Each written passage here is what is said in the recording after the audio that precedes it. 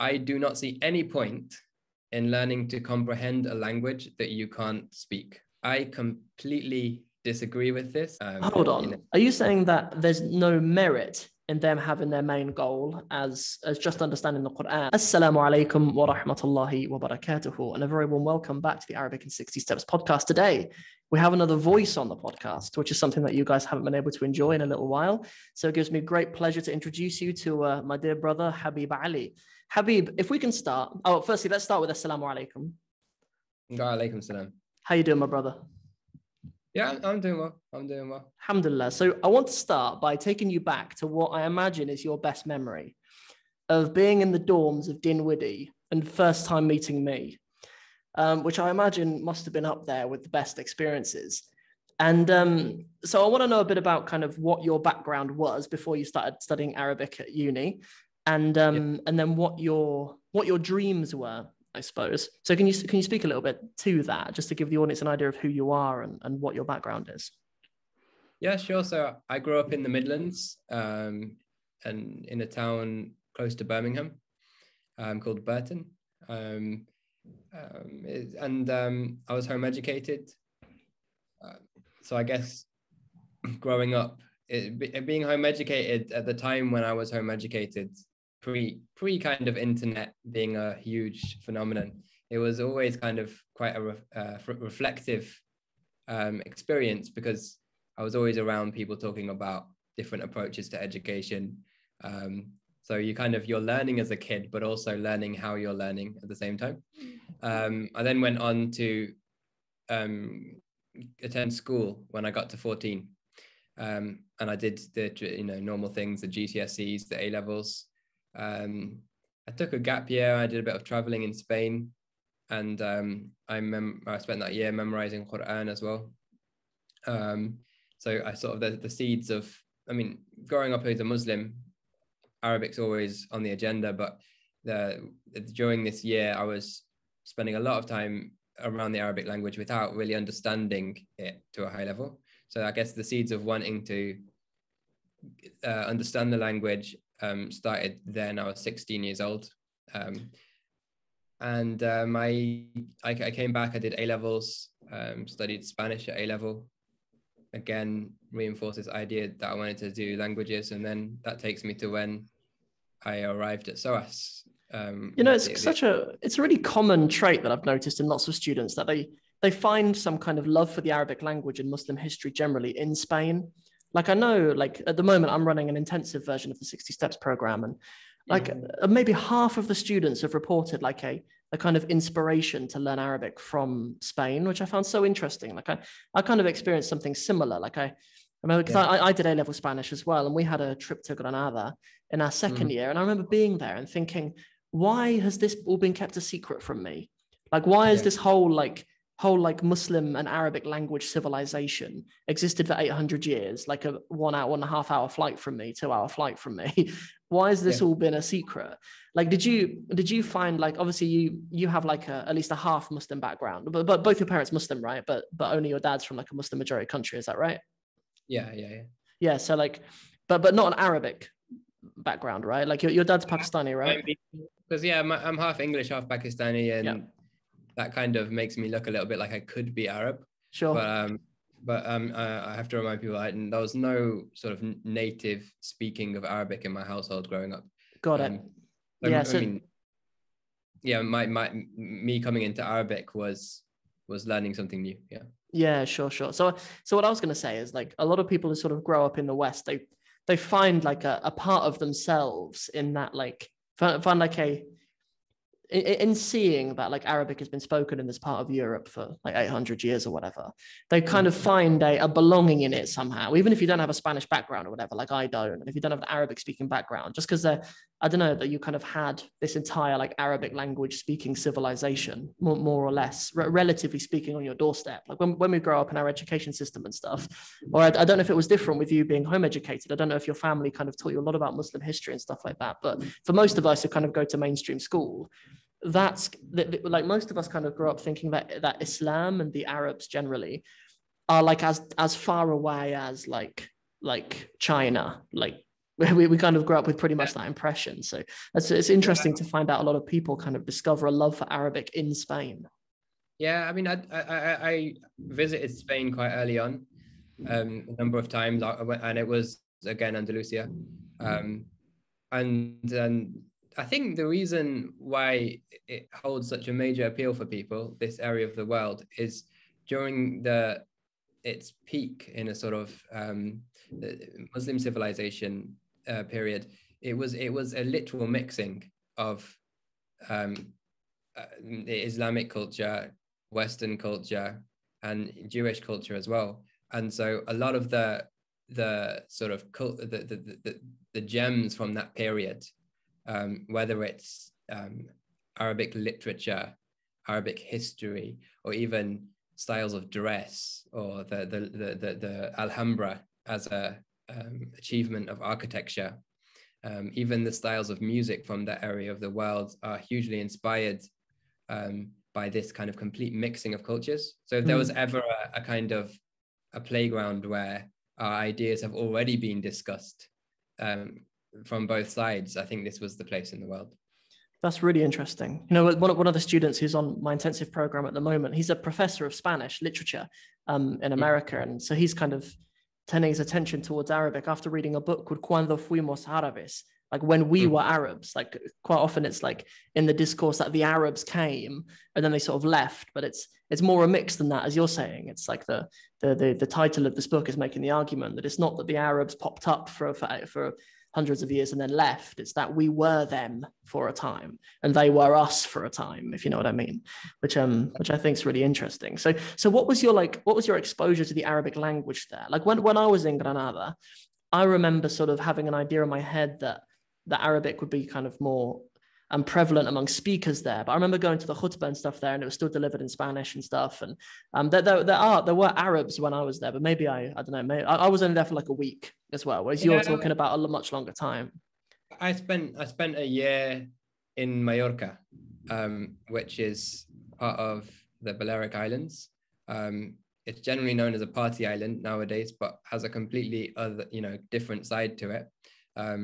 It was one of the last places where the Muslims were, and so there are still relics of bits of castles and stuff in the mountains. Where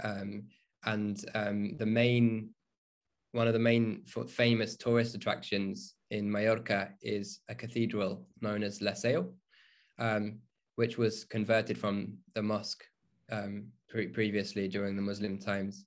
And I'm not sure how much of it survives as a mosque, but nowadays it's respected as an amazing example of Gothic architecture.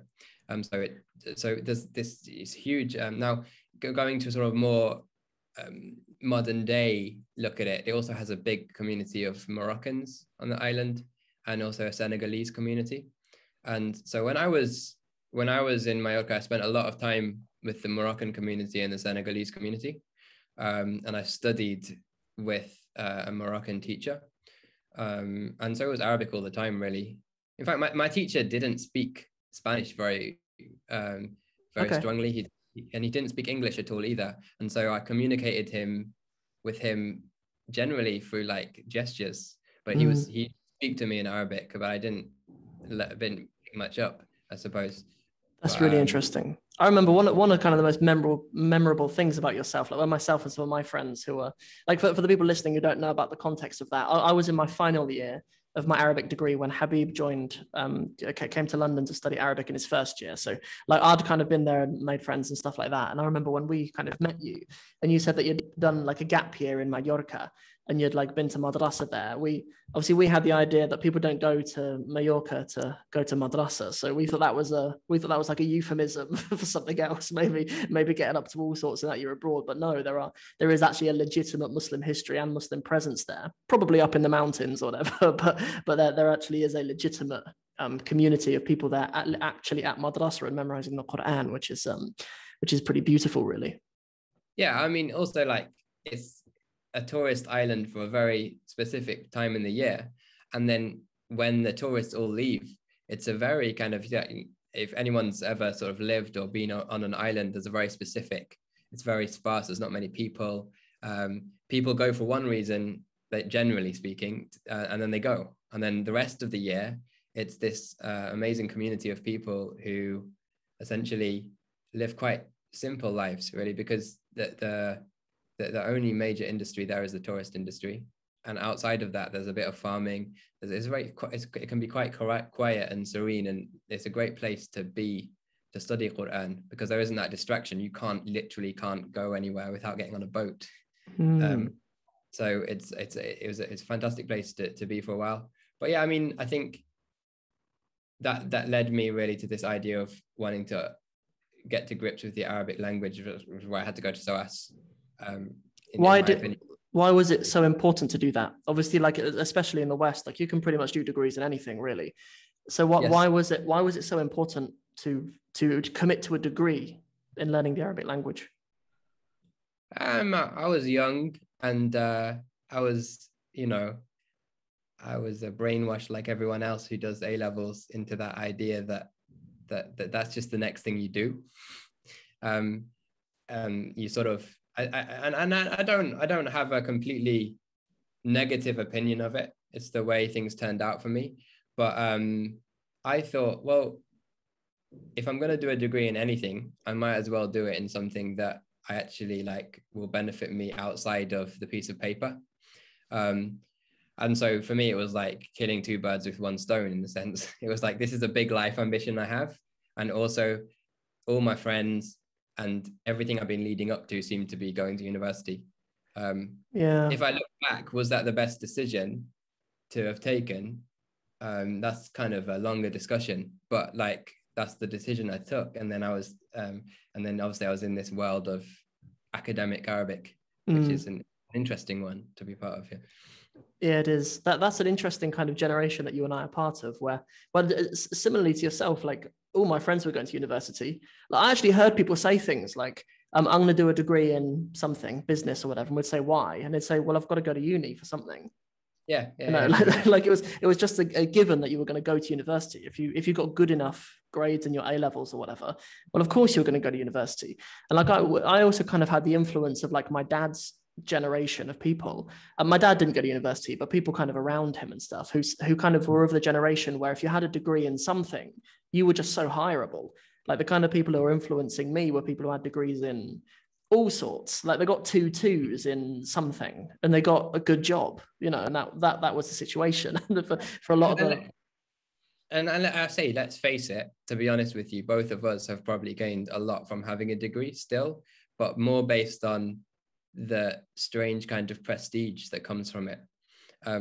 Like, I certainly learned loads about Arabic from university, but I would literally not know half stuff if I hadn't continued studying Arabic outside university, if I hadn't been putting in extra hours, if I basically don't spend every day of my life, even since graduating, studying Arabic. So, and I know lots of people who haven't been to university and have got to equally high levels without it. So, but still, I have to say that for me to say that I've been to SOAS and I've committed 4 years of my life to full-time doing it, it's something which is, it does stand for something, as I'm sure it's the same for yourself. Definitely, yeah. Like, when I look at sort of my cohort who graduated in 2015, like, I think I might be the only one who's using Arabic in my work, and like, and that's only because I've invented my own job. Like, I never applied, and like, an employer was so impressed by BA Arabic that was never the case.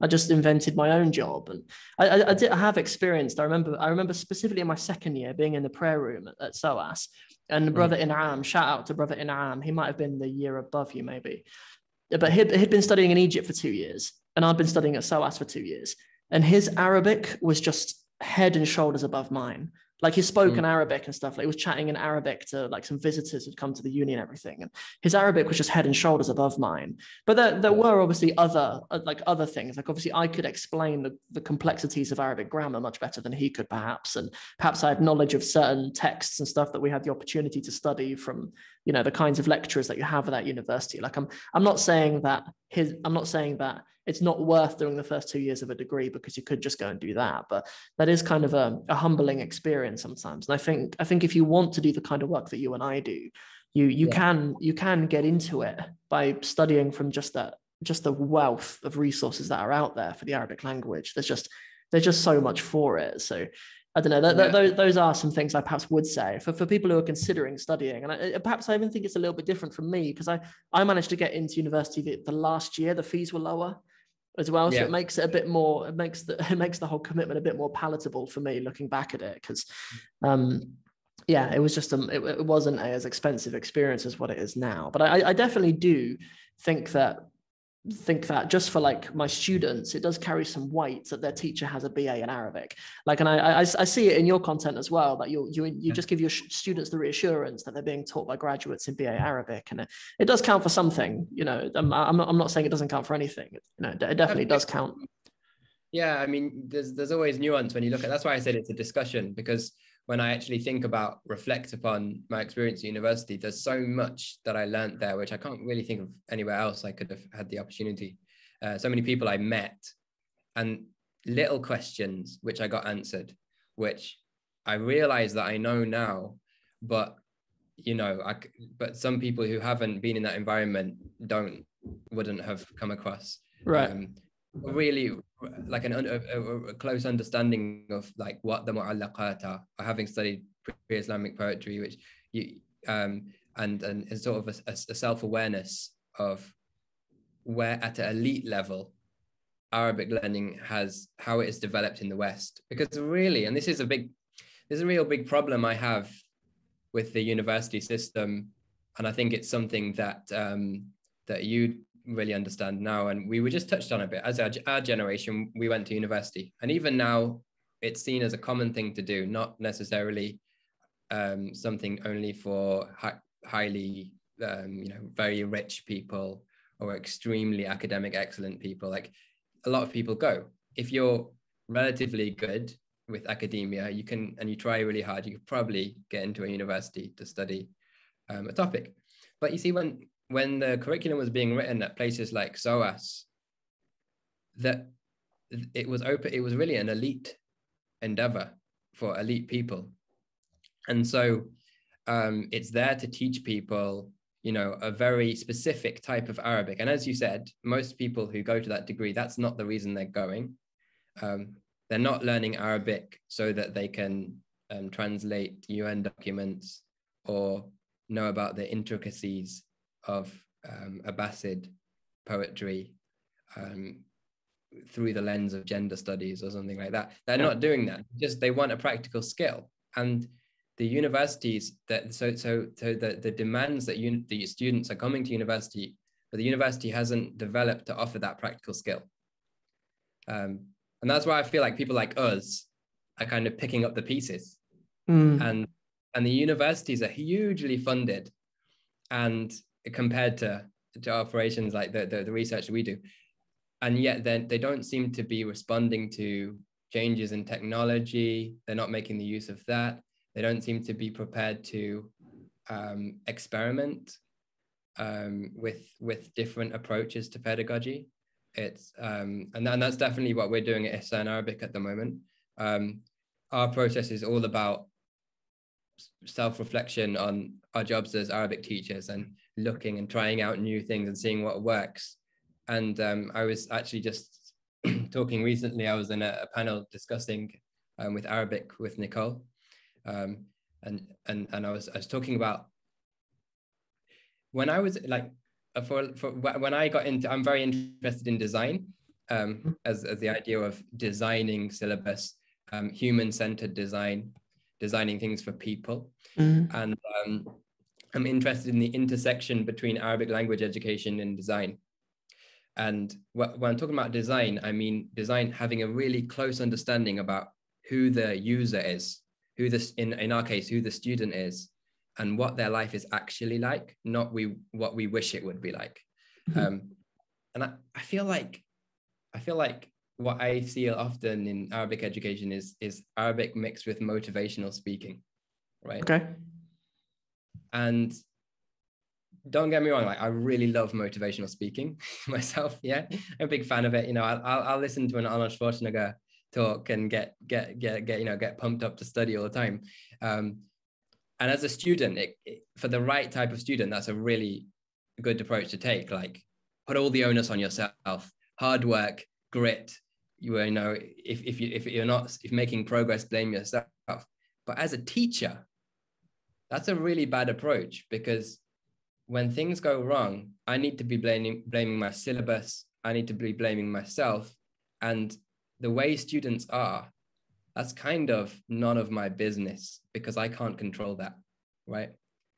So I need to build a syllabus which serves students the way they are, not the way I wish they were, you know?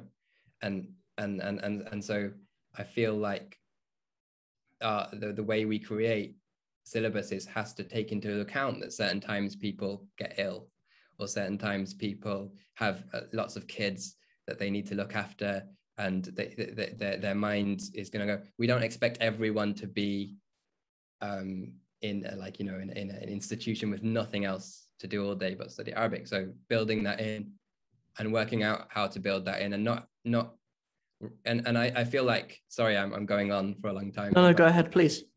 I feel like education in a way is inherently conservative, because it's so hard to write learning resources, right? So as a teacher, when you finished your learning resource and it looks good to you, you really want to, you really feel like avoiding any criticism. Okay. Like, you know, like there's been times, you know, I've typeset a whole vocab list. I made it look beautiful, this vocab list. And then I was sitting there, and because my wife, Ella, she does the women's courses, and we also have Sophie working with us as well now, who's also on our year at SOAS.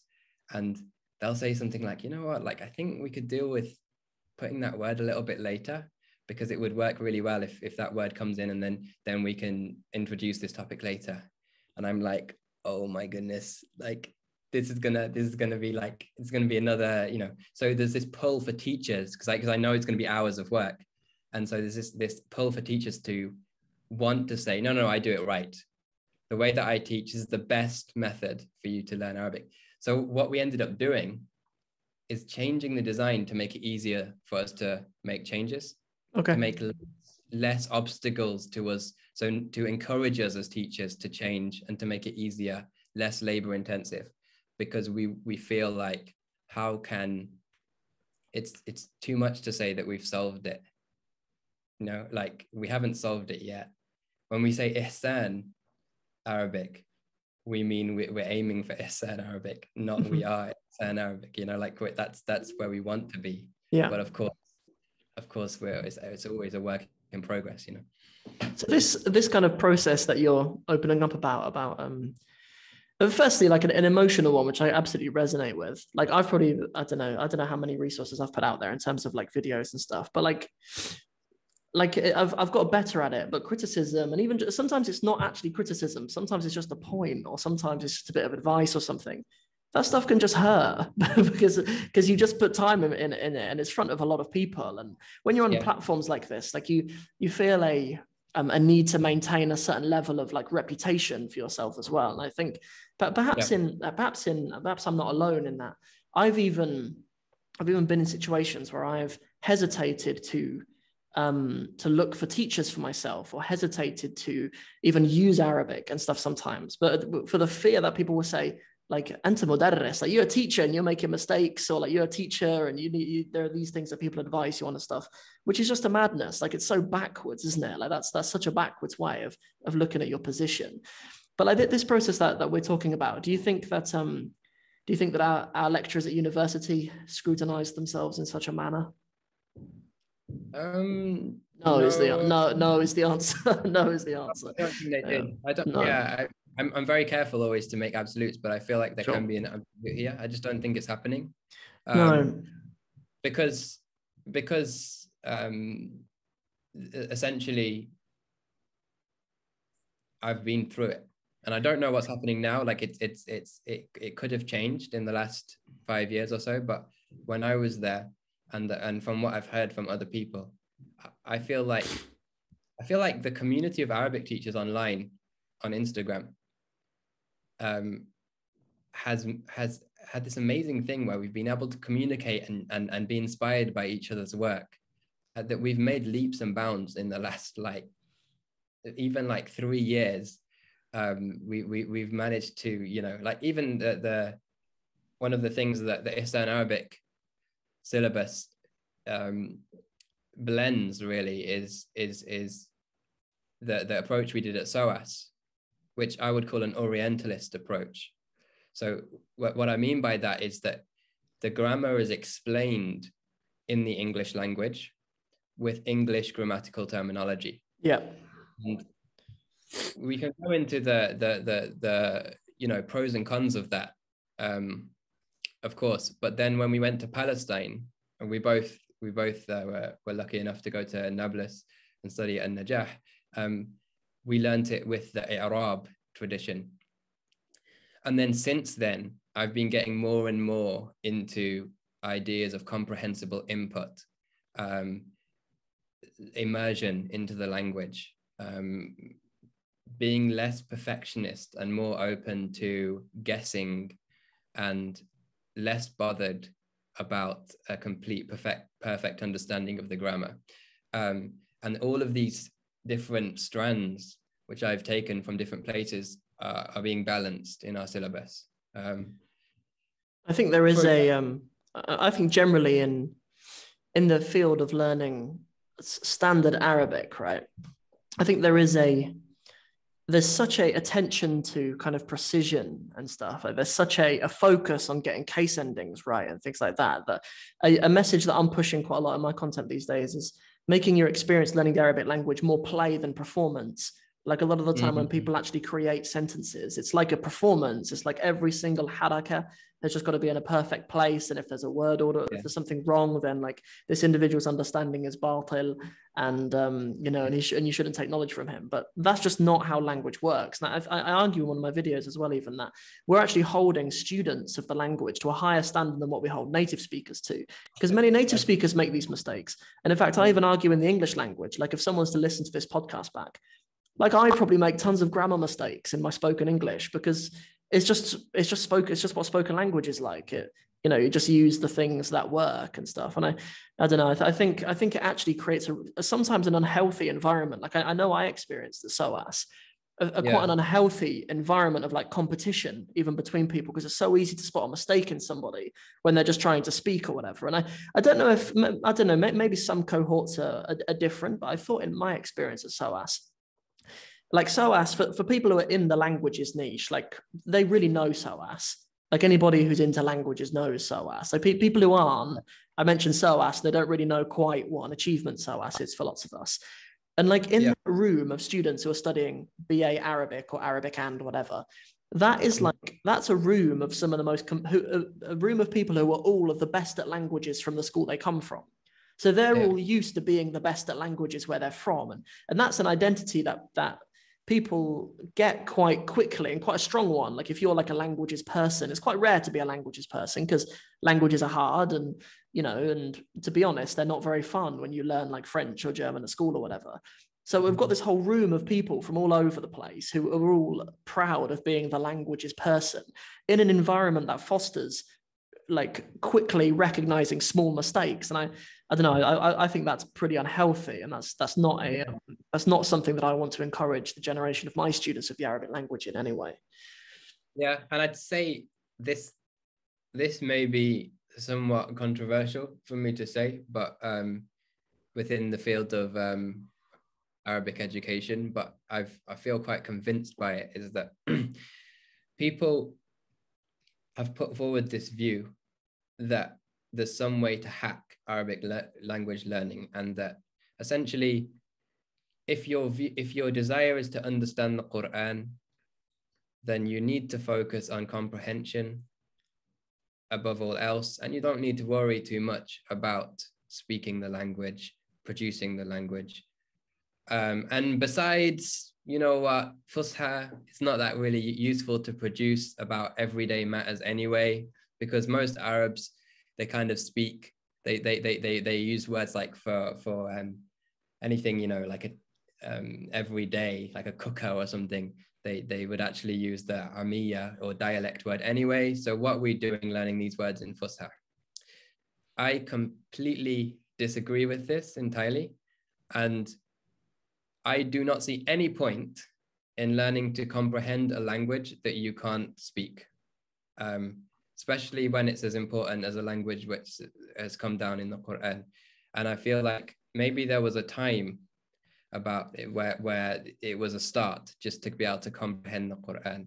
But if we want to understand the Quran, then we need to be able to at least use the language ourselves, because it's completely different when you decipher a text and translate it into your own language as to when you own a text and you use the words in your life, and then you really feel like you own that word, and then you encounter it in a text and you know what it means. Hold on.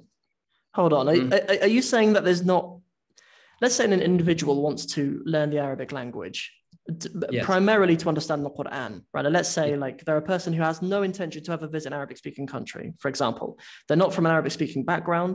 Maybe they have an intention to do Hajj, inshallah, right? They've got an intention to make Umrah or whatever, but they've got no intention to live in an Arabic speaking country or speak Arabic at home. Are you saying that there's no merit in them having their main goal as just understanding the Quran? Or are you saying it just isn't the most fruitful of goals to have for learning Arabic? I think it's the wrong way for us as teachers of the Arabic language to take the practice, because essentially there's strong risks in that, and I can already see this happening, of Arabic being even called a dead language, which it just isn't. That's a mushkila. Yeah. And I've even heard people say it's a dead language, and I say, well, okay, what's a dead language? I say, well, people don't speak it, and I say, well, let's speak it then. And I say, I don't care if no one speaks Fusha in the world, I want to speak it. Yeah. I don't care if no one uses these words. That's how much I love Arabic. Like, I don't mind. Like, I want to be speaking this language that was spoken in the past, right? And I often speak to Arabs in Fusha, and they make mistakes as well, and they're learning as well. And so it's a practice we should all be doing. And there's a lot of people who agree with me, like in this method. There's a brilliant Arabic teacher called Yulia, who has an Instagram page called Arabic Speaking Cats. And she, again, in her lessons, she speaks Fusha, and she brings about everyday situations. So they're speaking Fusha, but they're literally speaking, and not just like touching on it, just like, okay, let's do this thing about like catching a taxi in Fusha or something. No, it's like, let's speak about time management. Let's learn the word for procrastination. Let's learn, let's learn the words for surfing the internet, and have a long conversation in Fusha. And to me, this is where it's at in Arabic education.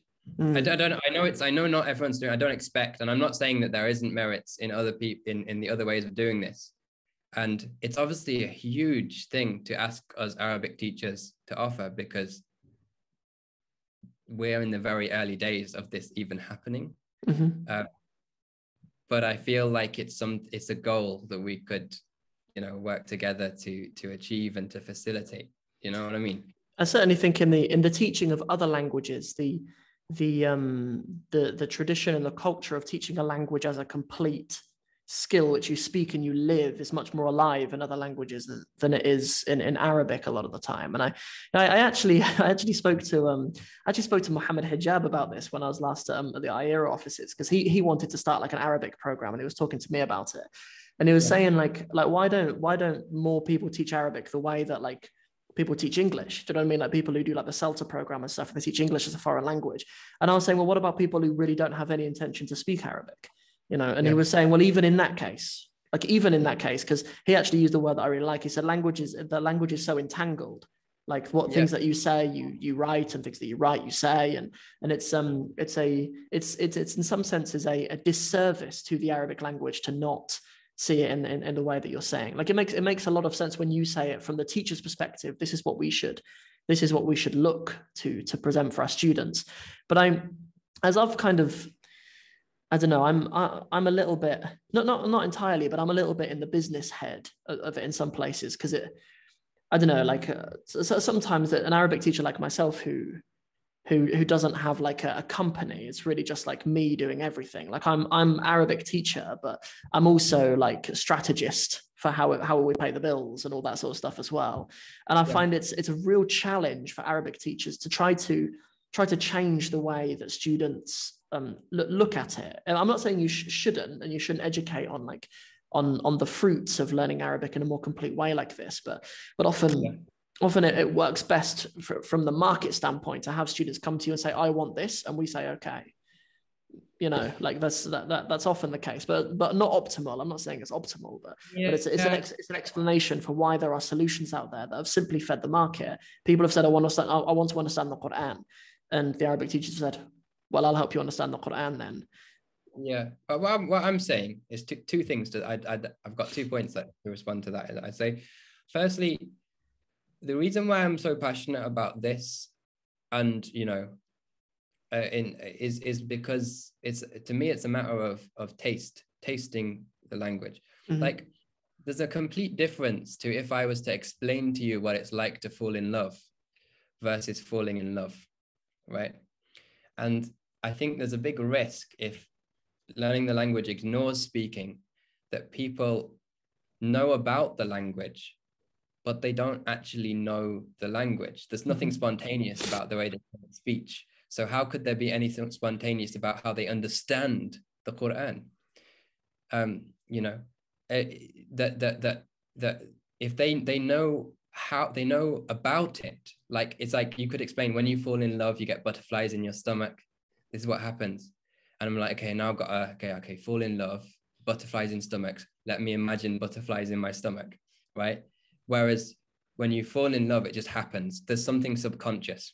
And if you read the works of people who put forward this idea about comprehensible input, that's the whole idea, is that if language is absorbed subconsciously, then there's more spontaneity in your ability to use it. And I feel there's more spontaneity in your ability to experience it. That's one thing.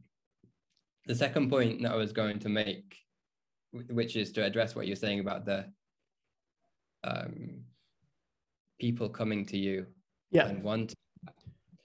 I don't mean me specifically, by the way. I mean like to any teacher. It's a big thing. Yeah, absolutely. And we've had this, and definitely we've been down the approach before. I used to place a lot more emphasis on, but this was when I was in earlier days as a teacher, because I didn't have a huge amount of experience. So I used to ask a lot of questions of my students, and I still do. And I still feel like asking the students what they want and shaping the course around the students' needs is really, really important.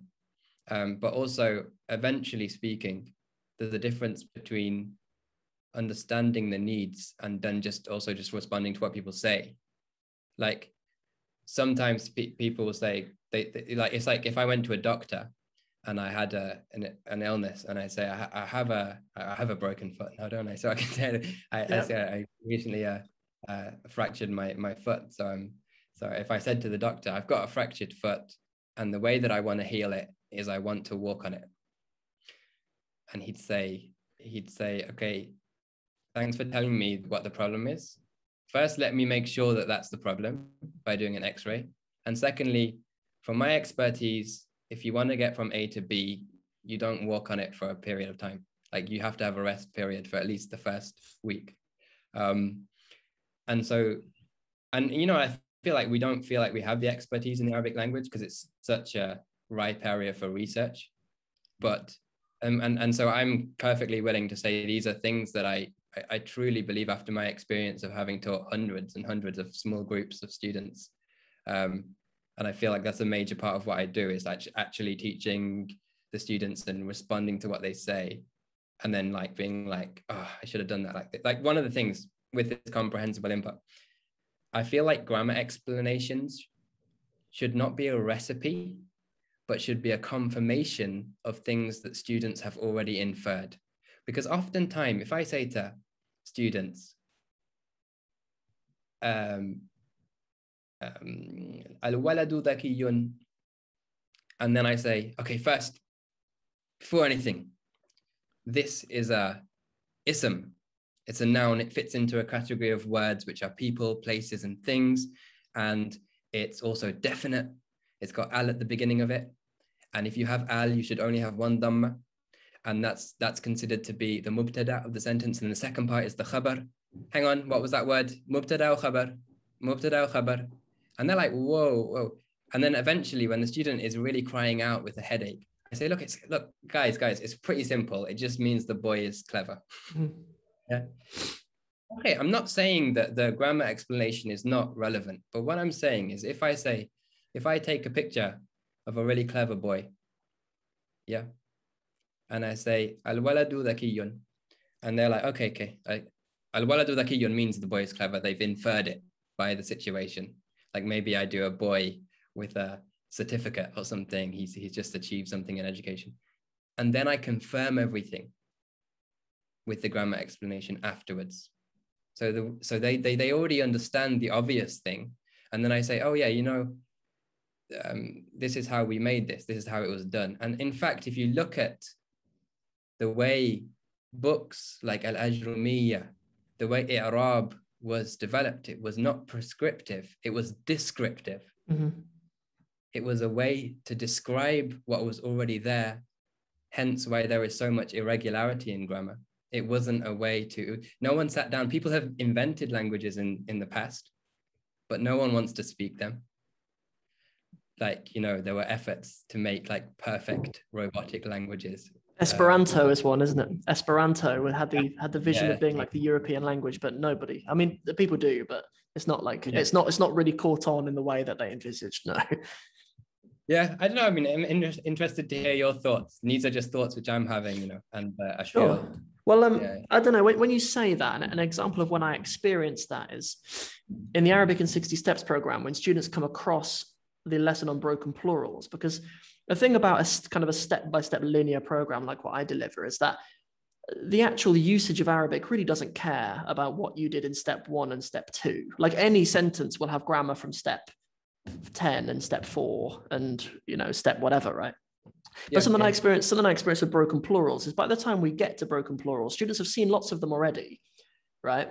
And it's descriptive of something that they've already seen. They've already seen the plural of walad being awlad, and they've already seen the plural of qamar being aqmar, and they've already seen like a consistent pattern in it a few times.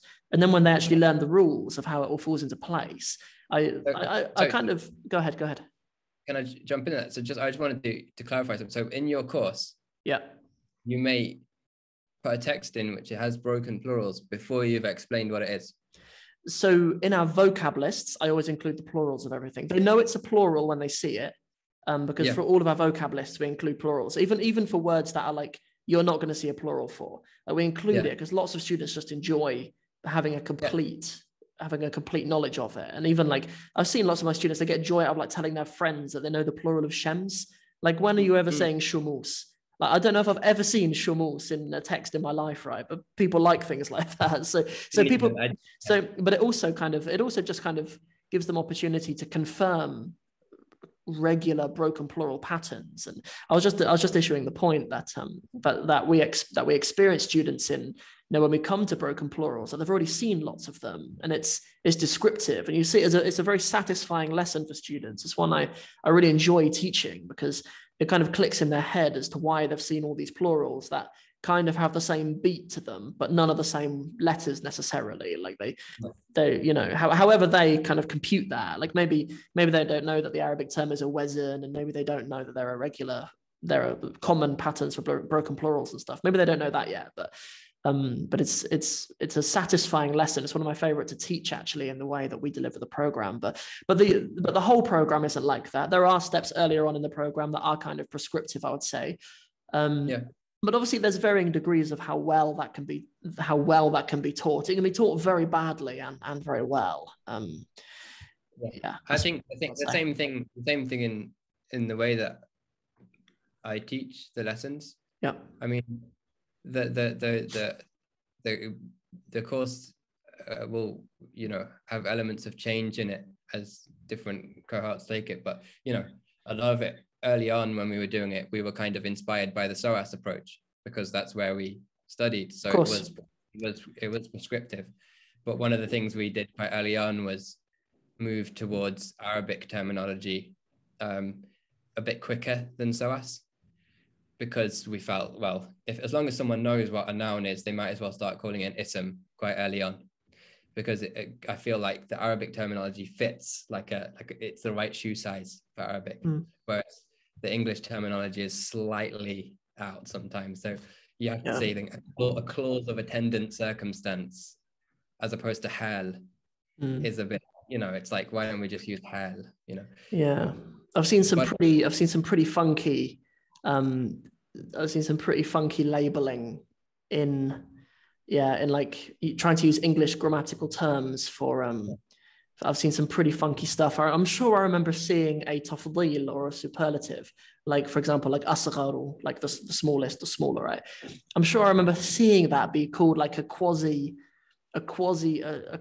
form 4 shape, because it's like got an alif and a hamza at the beginning, and like asgharu, it kind of looks like a verb like aslama or something. Like it's so bizarre. Yeah. It's even like people who come from like a classical Arabic background learning the Arabic language, when we say things like form 5 and form 7 and stuff, it's kind of funny. Even when I talk to like my Arabic teachers and stuff about form 7 or form 2, as even those terms aren't really very helpful, although I do use them actually, like because I list the forms, if you know what I mean. So we use some way in English to refer, have like but it's only really for reference. It's not that I really care that people know that darra says a form 2 verb. I don't really care about that. I more care that people can use as a reference, and if they're using the Hansver dictionary and things like that, it's they'll need to know it for things like that. Yeah. Well, we do that in the Arabic in 60 Steps program. We quite early start to, like it's quite early in the program where I don't really find it helpful to label the cases as A case and I case and U case. I don't find that helpful at any stage. There are some like English grammatical terms that I find useful, particularly teaching British students who are young, like students who have gone to the school in the UK, who have been in the education system we have now, where it's quite grammar heavy. Like kids do SPAG, they do spelling, punctuation, and grammar at like a young. Well, I never did. Like I didn't know what a noun was until I learned Spanish. Like when I was at school, I didn't learn grammar at all. So this approach wouldn't have been useful for me. But for lots of our younger students, I noticed them kind of benefit because they already know what nouns and adjectives and things like that are. 100% agree. In our level 1 program, which is basically the way we do it, is we split it into levels. So you study for 3 months, level 1, and then for you'll do level 2, which is another 3 months. Yeah. And then you just in our level 1 program, we don't have any Arabic terminology at all. Everything is English terminology. So you get introduced to noun, verb, adjective, and the reason, and nominal sentence and verbal sentence even. But the reason why, and even possessive construction, sorry as well. The reason why we use English is because I was finding that people who had studied Arabic, not necessarily in the university system, but in institutes in the UK, they could immediately say, this is a fi'l. And I'd say, well, what's a fi'l? And they'd be like, I don't know. Like, oh, this is the idafa. I was like, what's an idafa? So I always start the course saying, what is a noun?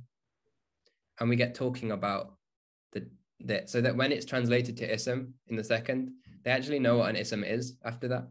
Like, and so, yeah, I think this is a great approach to take. But I just mean that SOAS, that was the whole thing.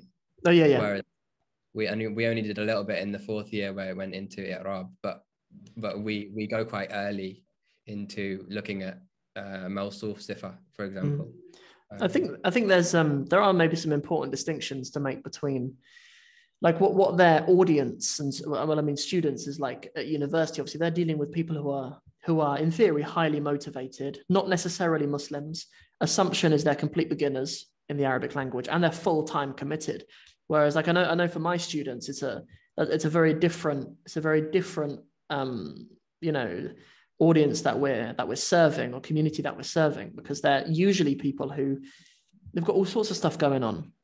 Yeah. Some of them run companies, some of them have got young families, some of them, you know, some of them have got busy jobs, some of them are at universities, some of them whatever, right, whatever their situation. And then, you know, their commitment tends to come in ebb and flows and stuff as well. And I don't know, and they're not, and most of them are Muslims in my case. A surprisingly high percentage of non-Muslims, actually, maybe 25% of my students are non-Muslims.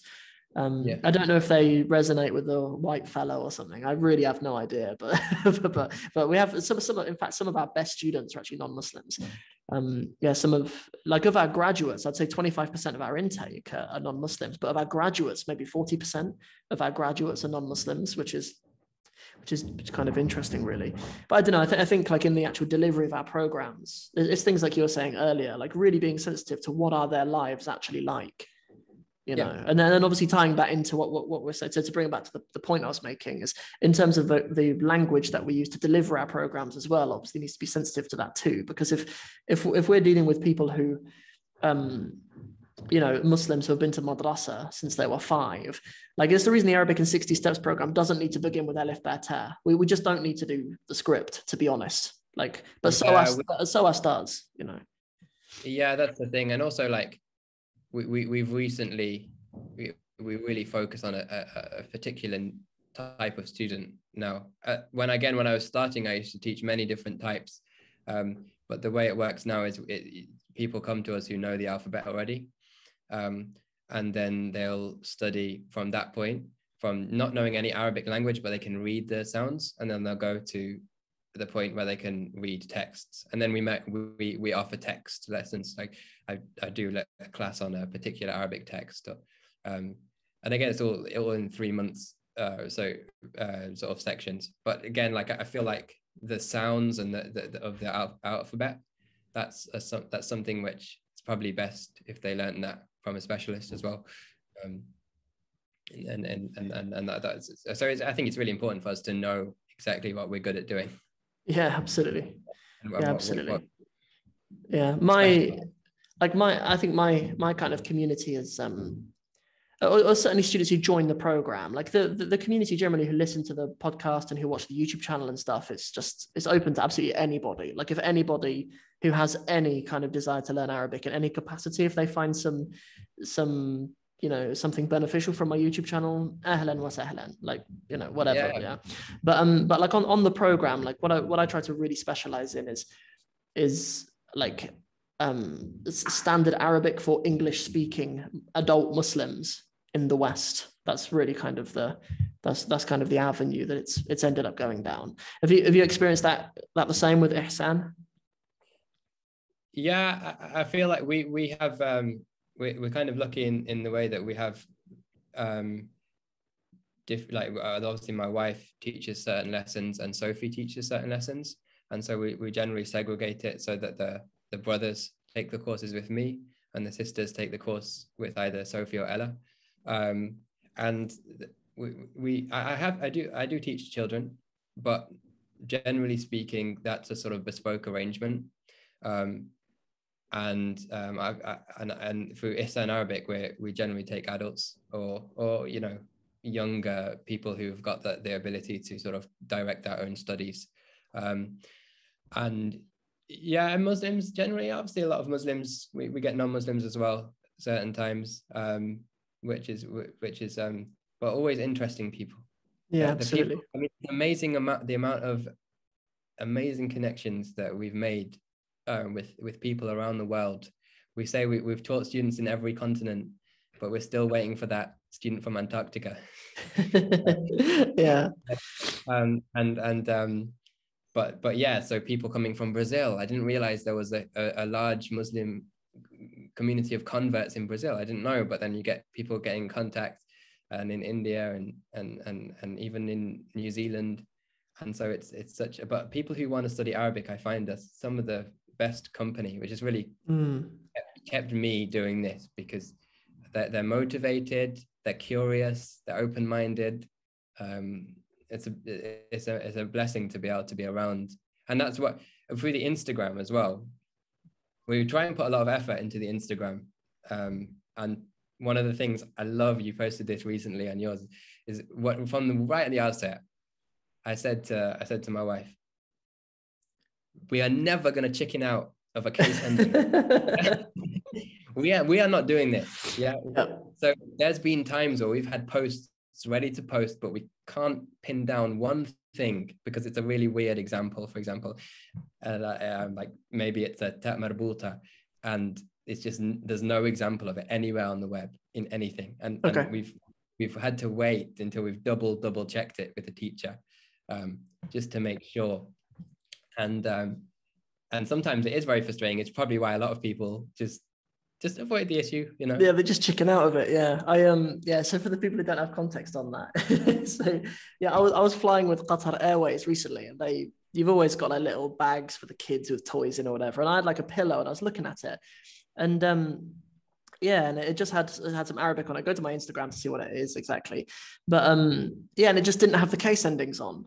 They'd put other harakat on, just not the case endings. Like they had everything else. So like in my post, I was like, bark to Qatar Airways, bark. Why are you chickening out or putting the case endings?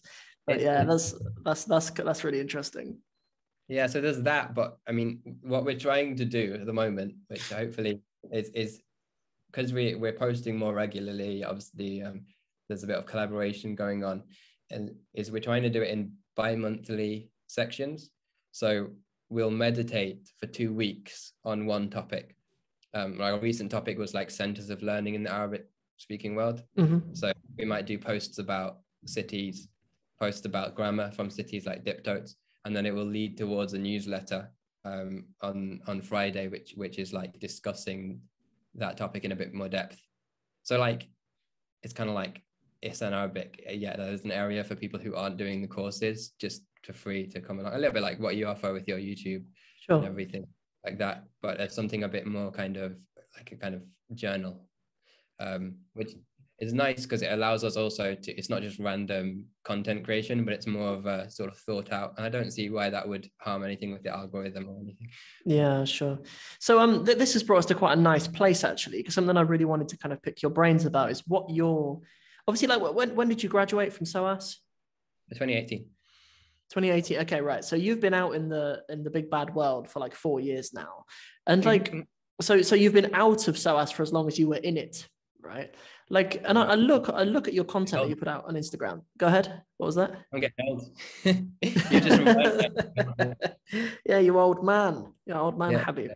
Yeah. So like, when I look at your content on Instagram, you seem to have this way of just finding gems in the Arabic language. Like it's something that I remember kind of thinking about with you, even when we first met. Like you just had an appreciation for little bits of knowledge, bits of nuance that the Arabic language brings with it. You seem to keep on finding these gems, and I want to know where you're mining them. Like what is Habib's and your wife and your team generally, like what is your study like? Like do you have your own teachers? Are there particular books that you like to get your head into? What are you doing to continue to grow as a person who uses the Arabic language? That's a really good question. I have a Arabic teacher myself, and my lessons generally consist of just speaking Arabic in Fusha for like an hour, and I try and do that every week. And I've noticed that it really improves my teaching to have that, because I'm constantly empathizing with students. You know, even little things like you know, getting the homework done. And the fact that I'm doing the homework like the day before when I really should have done it way earlier. And I'm like, okay, I understand my students now. so I do that. We'll talk about in some more high level topics in Fusha. And so that's one thing I'm doing. I'm reading texts. So I'm always like looking for texts of a level that I can understand like 70%.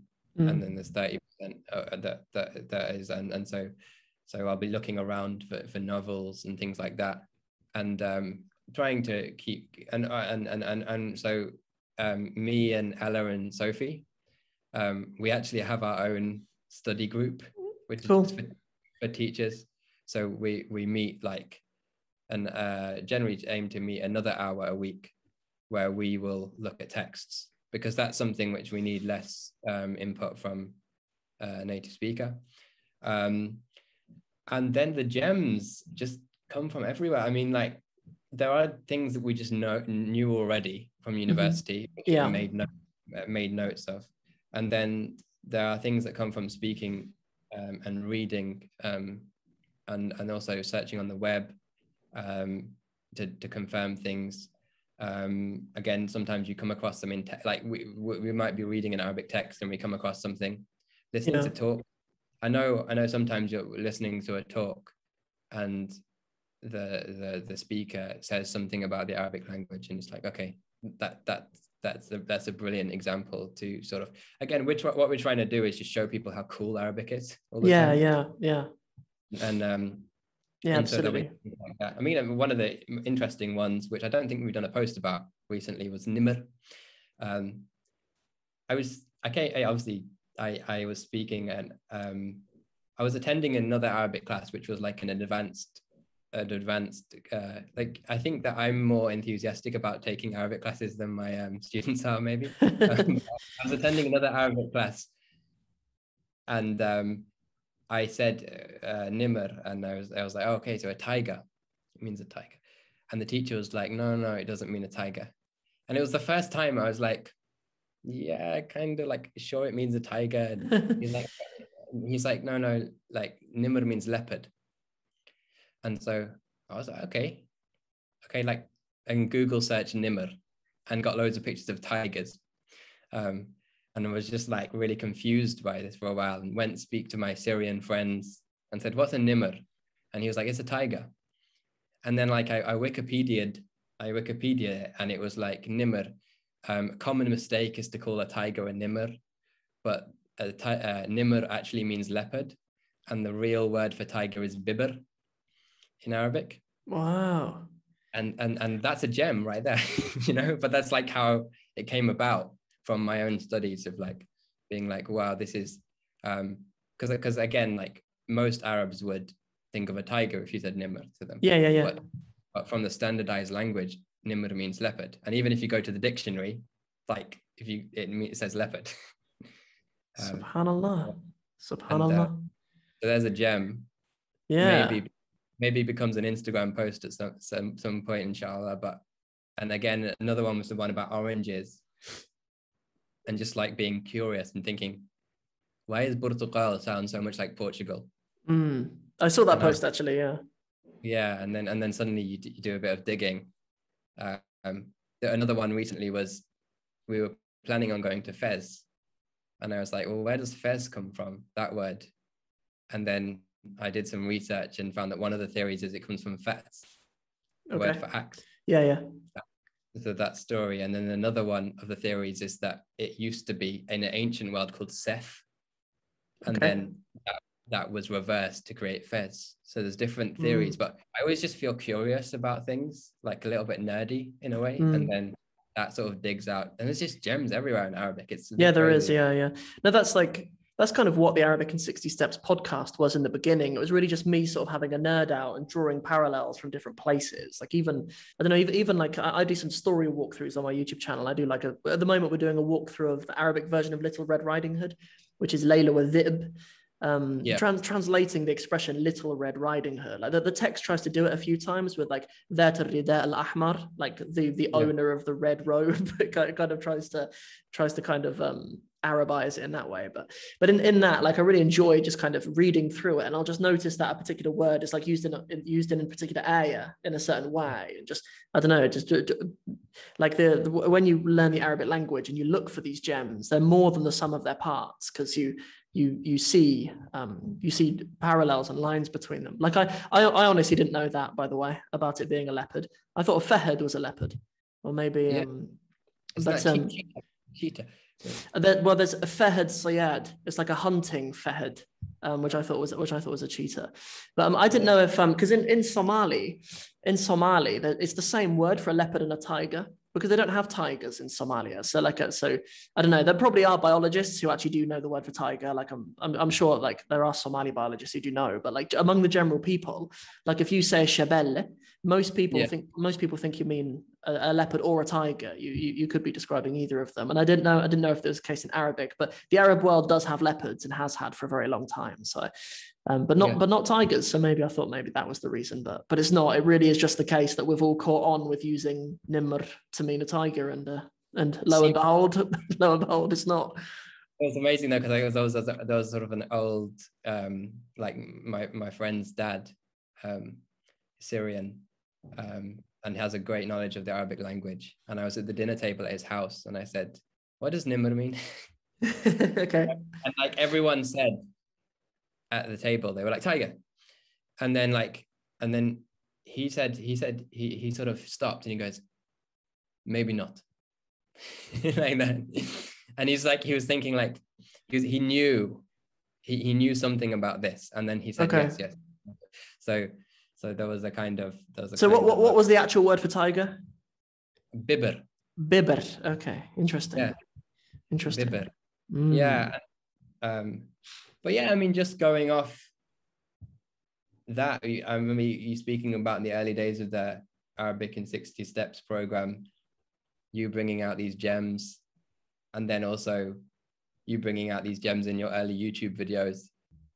And I mean, I don't know if anyone said this, but I feel like it should be said or it should be sort of celebrated of like what an inspiration your sort of path as an Arabic teacher has been to all of the Arabic teachers out there, because being one of the early people in the field and showing us that essentially, yeah, I remember early in the podcast you said create your own job. It was like, hey, you can do that, you know, and you can do that with Arabic, and you can kind of be fearless in the sense of just like finding these gems, sharing them with people. And I feel like, and also then just showing a huge amount of support to other people in the field like ourselves. But obviously, as you say, it's a business as well. But there's never been a period when I, as another SOAS student who came, where I didn't feel like I had your complete support and sort of mentoring in that way. And so I think it should be sort of made known just how important the work you've done is. I really appreciate that, man. I really appreciate it. Like I don't know, I kind of it's difficult to make sure that you're sincere sometimes. I think like it's hard to, even like if we take for example like in our practicing of Islam, like when you pray your salah, when you give in sadaqah, or when you make your hajj, they're things that people can often see, and I often have kind of an internal dialogue with myself. Well, am I sincere? And I think it's helpful to do things that really can only be sincere. And I think when like some people see it as like my competitors, like some people see it as like other Arabic teachers are my competitors and stuff. And I think in my work, it just helps with my sincerity really to just put it as the situation that the only thing that matters is the student. Like that's all that matters. You know, if I can like put another Arabic teacher on and I can say, look, I highly recommend these teachers, check out these teachers and stuff. And it's a little bit like the way that the zakah, even in its root letters, is to do with like purifying, right? Like how the zakah sort of purifies our wealth when you give. Like when I give some of my attention to another Arabic teacher, it sort of purifies the attention I get for my work, if you know what I mean. It's kind of purifying in a way. Like, and it comes from a confidence and a maturity in that, like the community that are sort of around, like anything that I put out there, they, if they're around my work for the right reasons, then they'll stick around. And yeah, absolutely. And I feel like what we're doing together as a group of Arabic teachers, there are more Arabic teachers online which we're in regular contact with, speaking about things, and that is the most special thing we have, and that's been the most special thing about this journey doing it online, because it's just allowed us to very fast track a kind of way of hopefully spreading the Arabic language. And there's just a riff on that point you were talking about. There's this quite cool story by Seth Godin, where he says that one time I was in a new town, driving into an unfamiliar town, and I stopped off outside a card shop, and I went into the card shop, like, you know, like greeting cards and things like that. And he said, oh, is there a, and I said, I asked the man behind the counter, he's like, is there a flower shop nearby? I want to buy some flowers. And the guy behind the counter said, no, there's nothing here. There's no flower shop in this town. And he gets back in his car and he drives down the road and there's a flower shop. And he starts thinking in his head, he's like, you know, that guy's probably not making much money in his card shop. He's probably feeling down and, you know, it's probably been a hard day, whatever. But if he would have told me there was a flower shop down the road, I would have bought a card to go with it. Right? Yeah. And I feel like that's the most amazing thing, is that essentially I would love it if everyone was studying Arabic. And so by communicating and making our practice better as a whole, it's an amazing thing to be able to do. Absolutely, yeah. Everybody wins. Everybody wins, yeah, for sure. Everybody wins. Students, most stuff. I mean, the main people that have benefited, I think, from what you do is your students. You know. I hope so. Yeah.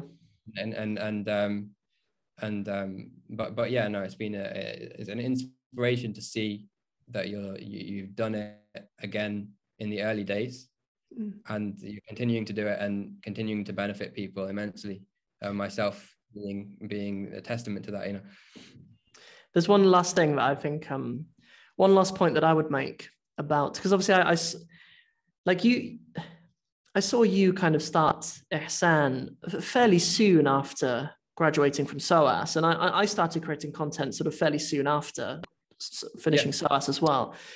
And an advice that I'll give to any other Arabic teachers out there, and also an advice for myself and for you as well, is that the best time to share a gem is when it's just been discovered. And I kind of wish that when I was at university, I shared more of those things. Like when I was in Palestine, if I'd had kind of the skills to create content and stuff that I have now when I was in Palestine, and the confidence to do it as well. Like there were times when I came across something and I thought, man, this would be such a cool YouTube video. Like this little bit of Palestinian poetry or something, or like sometimes like I'd be in like the market in Palestine, and like one of my friends and I would go through into like a little courtyard and climb up on top of a roof or something. And I just thought, like, if we were to make a little video here about something in the Palestinian dialect or something, like there's so many moments where like you can choose to document an experience of learning something, which is so much more powerful than like getting into the studio and making it so refined and everything like that. Like I would encourage anybody actually creating content out there for the enrichment of the students to share the gems as soon as you discover them, because that's when that's just when they're best. So that's just something I'd say. It's also a great way of taking notes. Like my Instagram account is a way better note collection than what I had at university. Right. Okay. I can look back at it and be like, oh yeah, I just want to know. For example, we put out a post recently which was like textbook vocabulary, and we just went through the textbooks and, you know, all the Arabic commands, like, you know, translate this sentence or find the synonyms for this that you get in books like Bayna Yadayk and things like that but you don't always know exactly what it's saying. So we just translated all of these like in a post, and it's like that's useful for me to have as well, to go back and check that. Absolutely.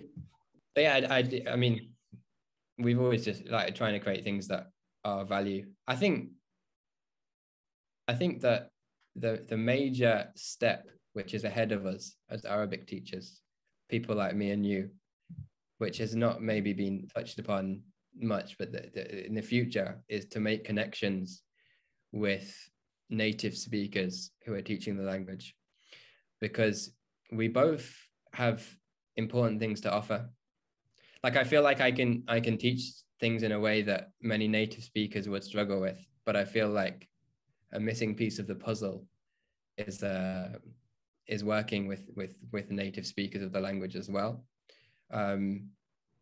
That might be where things start to get interesting with I completely agree. Actually, I've been thinking of ways to sort of bring my Arabic teacher, and he's a Syrian. He lives in Sudan actually, but he's a Syrian, and he's just very personable. Like he's I just like people like that. I like people who are just kind of pleasant and jolly and really agreeable. And I think he would content very well. So I'd love to do something with him, inshallah. And at the end of the day, like, people are native speakers or they're not. Like, at the end of the day, do you know what I mean? And you can't really replace that. Like, somebody who's a native Arabic speaker, it's all at their fingertips, just like English is to us. It's something, as you say, like such a rich resource. And if we could weave that into the way that people like yourself and myself can sometimes deliver concepts in the Arabic language to people that maybe with a nuance that perhaps a native speaker wouldn't. If we can marry those two things, then that's an interesting step forward. I'll wrap it up for you, inshallah. I know I've gone over the time that I promised by like loads, but I just wanted you for this time, and we're into some good stuff. So like, what I'd really like to do, just to round things off, is I'd really like you just to tell my audience where they can find you, what your best platform is, what programs you've got running at the moment, if any, and just the best way to get hold of you, and then we'll let you go. Brilliant. So we always, every 3 months, releasing new courses. Generally, these are level 1 courses that we advertise, but there are level 2 courses running generally as the level 1 students progress. So if you're a beginner to Arabic and you would like to get to grips with the language, then you can register interest on our website, or sometimes we're directly advertising a course and you can just enroll straight on. We've just had a cohort that's started now, so you can register interest and we'll put you in the next one. The Instagram is ihsan.arabic, and our website is ihsan-arabic.com. And I think the best way to keep up with us is to, I'd say, join the Instagram. So, follow what we're doing, sign up to our newsletter, where we provide more in-depth writing on the Arabic language, on gems, on our struggles and what's going on with us at the moment. And just get involved, like send us a message, reach out. And then, and if your sister, Sophie, is advertising level 1 courses at the moment and level 2 courses, and she's a brilliant teacher, also studied at SOAS. And if you're a brother, I offer courses as well. So, I mean, that's the best way. But I'd say if you're just looking to keep up with what we're doing, then Instagram's the best place, really. Great. So to your Instagram, first and foremost, for absolutely anybody, people are sort of a level above that can go into your website, ihsan-arabic.com, right? And yes, they can join your mailing list there as well to be first in line for anything else that's up and coming. How many times do you email a week if someone, or a month or whatever, if someone joins your mailing list? If you're part of the mailing list, we do it twice a month. Oh, cool. And cool. That's it. And it's on a Friday, and it's always a specific topic. So again, previous topics have included the top 5 listening resources that we found, which we've arranged into beginners, intermediate, and advanced. That's been a topic. Another topic has been a look at inspirational students of Arabic throughout history. So sometimes it's actually like study skills, other times it's culture and history, and sometimes it's direct sort of Arabic grammar breakdowns. But we've made it in such a way that it is something which you can just open up and read without, and benefit from. Sure. We all contribute to it. I write a section, Sophie writes a section, and Ella writes a section. You'll also be able, but that's it. We don't really spam people much more than that. It's just two emails every month. Sure. On the Friday. Great. Well, I want to thank you. I want to say thank you so much for coming to join me today. It was an absolute pleasure to get to see your face after so long and see what you're doing at Ihsan. I'll make sure that all of your links are on the description as well for anybody watching on YouTube. You guys can go to the description box below and you can look at all the links to everything that Habib and his team are up to. And also, if you're listening on the podcast as well, I'll make sure it's all in the show notes as well. So if you forget anything, just go down and click the highlighted lines and you'll get to where you want to go. So Habib, I'll let you go then. So thank you again. Thank you so much for being with us today. Assalamu alaikum. Wa alaikum salam.